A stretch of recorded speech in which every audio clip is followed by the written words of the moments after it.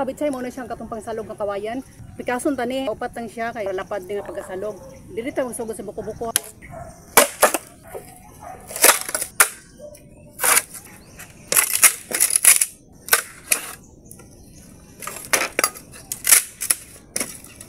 Ano ni siya yung sa kawayan. Mga kabitsay ingani pud paglimpyo sa binuak, pagsalog dire kaning naibuko. Mao ni siya. Tas ang kilid para kuha mawala ang hait. Bikas, bali. Nakasiparit ni siya daan. Kada isa ka cutting mo ni siya patupat. Inganaw na siya magpail dito para mag-uyon siya kanigid siya. Ganyan isa-isa. Sa mga kabitsay unang cutting sa kawayan. Ayan, pasunod na siya para mahaom.